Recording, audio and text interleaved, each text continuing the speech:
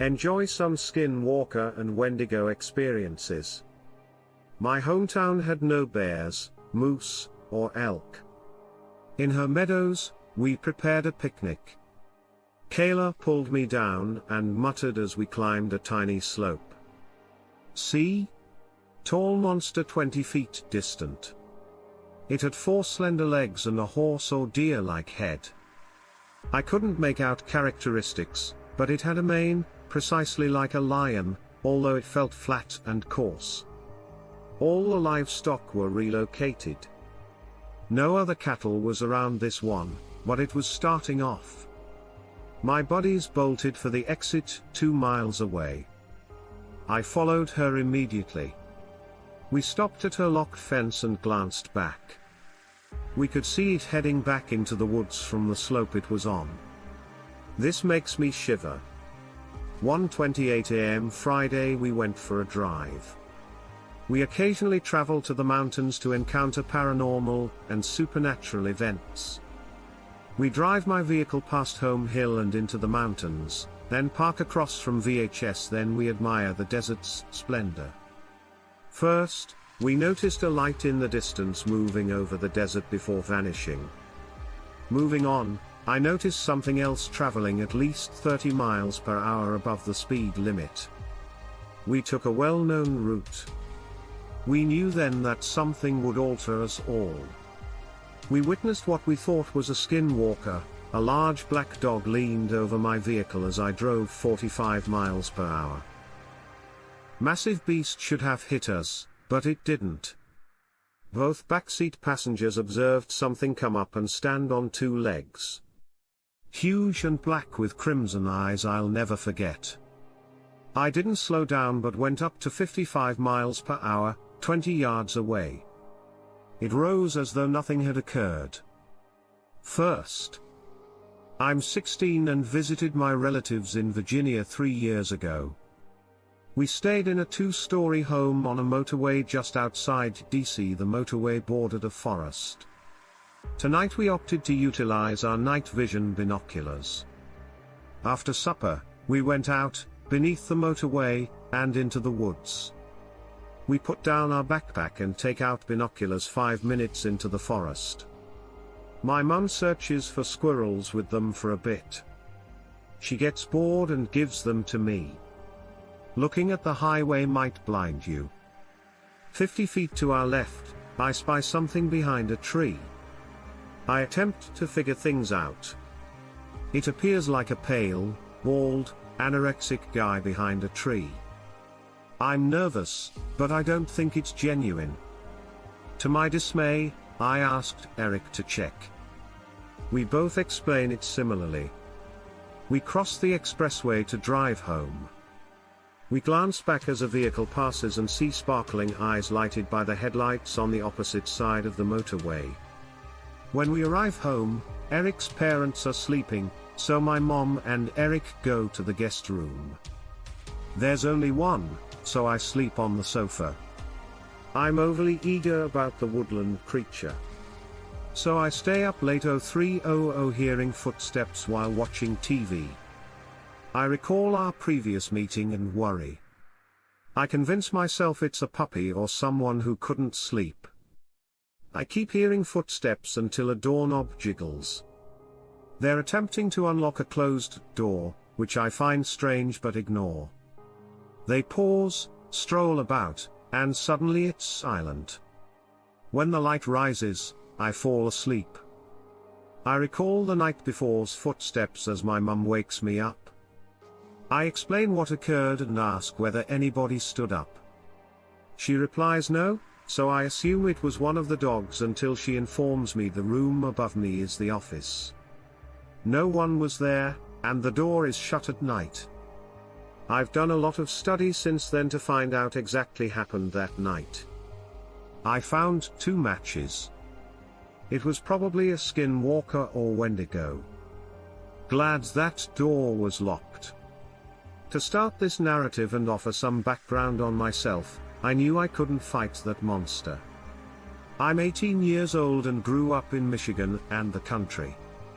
Since it was such a warm week, we decided to go camping. Tony's parents had a cottage near Ludington with a private lake. We didn't think about it as teens. After 2 hours, we began partying like regular teens.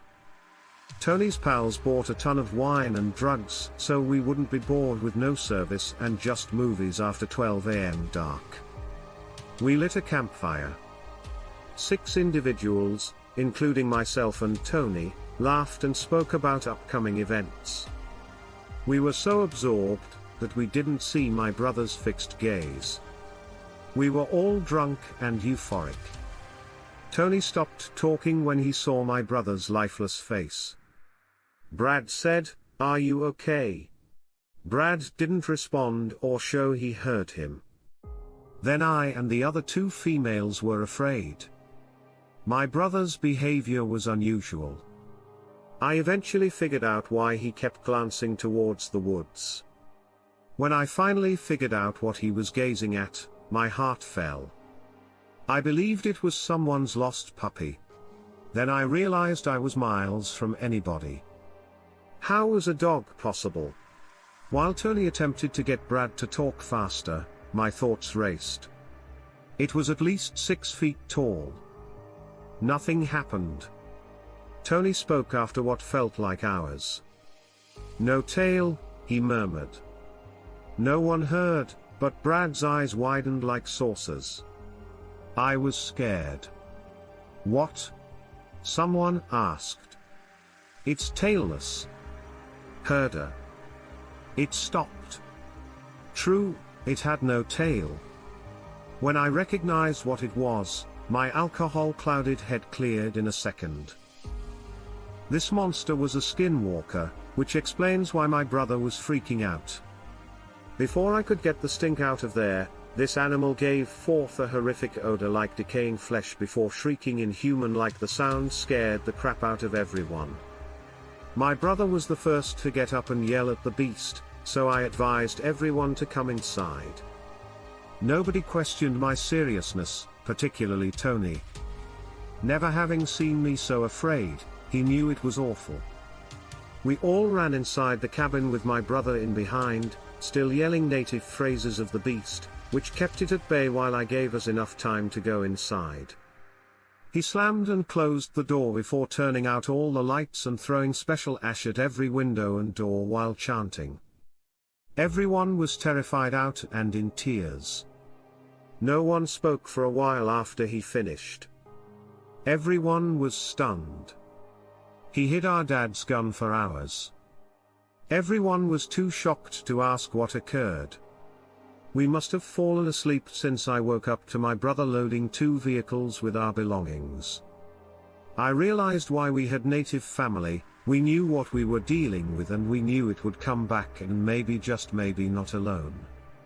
Earlier, I blessed the cottage and reassured the scared females. We went as soon as everything was packed, and our friends never asked us what occurred that night. I can't recall my Navajo family's tales. I'll request myself when we Skype again. This scary collection of events occurred directly to me, however. Here's my first meeting. Skinwalkers need a backstory, so pardon the length. David, Luke, and Luke's girlfriend Sarah began it. All went to the desert to relax. So-called reserve territory. So much red soil. Southern Utah is stunning. If you visit, we'll do target practice with handguns. We brought equipment and old targets to Devil's Pulse. I'd never been, but they all knew it. A 200-foot canyon. We remained at the canyon's drop-offs and left of the ravine. Other ruins loom 50 feet above us on the other side of the canyon. Navajos may differ with historians about Anasazi origin and departure. Navajo mythology says they vanished. Left plates, dishes and food and entered another realm. Navajos don't like ruins, despite their past. I never questioned why, but imagined it had to do with history, etc. These canyon ruins didn't interest anybody else. They preferred handguns. Old beds, ladders, and cave art were seen on the cliffs. I had a weird obsession with going there. I'm not Navajo, therefore I didn't follow their regulations. I perched on the cliffs without a rope and decided to climb down, across the canyon floor, and up. This was a terrible concept, but it was an obsession. I can't explain. It wasn't simply tourism curiosity that drew me to the ruins. I felt drawn there. I kept stumbling on pebbles. So frustrated. Nearly cried. Finally, a snarl from the canyon below discouraged me. I couldn't see the growler because of the trees. I thought of a mountain lion and climbed back up the rock. We fired firearms without my input. When Sarah aimed, everything grew strangely silent. We heard something 20 feet behind us. Almost a growl, then a lion-like hoarse chuckle. Hyena? We had a good view of the whole region, including the cliff tops where we'd heard it. While David, Sarah, and I heard it from a distance, Luke heard it directly by his ear. We camped out to see what happened. Before, I was afraid. Wild creatures terrified me. We had firearms but no bags or tents, just blankets and a flare. When we lay down, I felt secure. I fell asleep immediately but woke up hours later to discover everyone listening. Noisy canyon. It's like rocks being smashed. One set would be 300 yards away, then 200, then 50. Canyon echoes. It was impossible to determine how many rocks were slapping, but they sounded like Morse code. We heard nothing else for 10 minutes. David, the least superstitious, yelled "Shut up." All halted. My chest hurt. We sat and looked. Died. Silence. Then another. Strange ruins sounds. It sounded like a zebra noise, which I can't describe. Trills like this. Then the rocks, sticks, or whatever began up again. Now animal sounds were harsher. We heard wolves or coyotes, monkeys barking. The owls hooting and zebra sounds were unnerving. We said no and left. Immediately we doused the fire, packed our blankets, and left in 10 minutes. The sounds persisted. Afterwards, I was disturbed before falling asleep again. My Navajo mother sat beside me and said she could see I'd had a hard day. We didn't mention the eerie ship to avoid a lecture about ghosts. I told her about missing the canyon ruins when she inquired. Personal. It did. I was interested. Why not? It was lovely. After telling her, she looked worried. Why? She answered my confusing question. I knew nothing about ghosts and ruins. Like to get folks to stand up. Spirits drive them away. So we don't go. I was spooked during the visit. The town's public access kiva is a tourist trap. Since I didn't notice the ruins, I proceeded alone into the kiva. My superstitious family avoided other indigenous homes. Nothing could force me down a cliff in a kiva, and I was correct. Worse still occurred. A few weeks later, I worked third shift in a Salt Lake City contact center. Since the kiva, I was jumpy on my first night alone. My brother warned me about a skinwalker. I wasn't convinced. I don't smoke, but I joined my colleagues for smoke breaks to chat tonight. I hid in the doorway out of terror. I was weirdly peeking through the glass door. Then I realized. My paranoia? They're skinwalkers. They confuse you. I paced the glass doors. I thought this was silly and would spend my 10-minute break outdoors. Most smokers were returning, but I stepped out, put my hands in my pockets, gazed at the sky, and patted myself on the back for not being a wuss. Then I witnessed something I can't explain or justify. In one of our 6 parking lots, 100 feet away, I saw someone walking. It was a dog, but it walked like it was exhausted or injured. I forgot about skinwalkers and walked toward it, making dog sounds. I immediately stopped. The dog had a greyhound's physique, but was terribly sick. It hobbled, and had bleeding legs, yet walked on feet and hands. Its butt was traveling to and from. It stopped rotating when it heard me. Never a dog. Finally, it glanced over its shoulder at me, and this is freaky, it was staring at me like a human. Its fangs were bared and its eyes were too enormous for a greyhound. Then it growled, but it was a whistling growl no typical animal makes. It sounded like it wanted to speak to me or taunted me. I suddenly discovered it had no tail. In Navajo legends, skinwalkers don't have tails when they appear as animals, defying logic. I jetted. I didn't glance back until I was inside and had closed the door.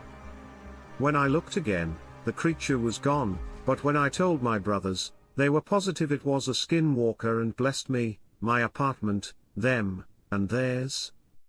I never saw the bloody dog again or wished to see the cliff ruins.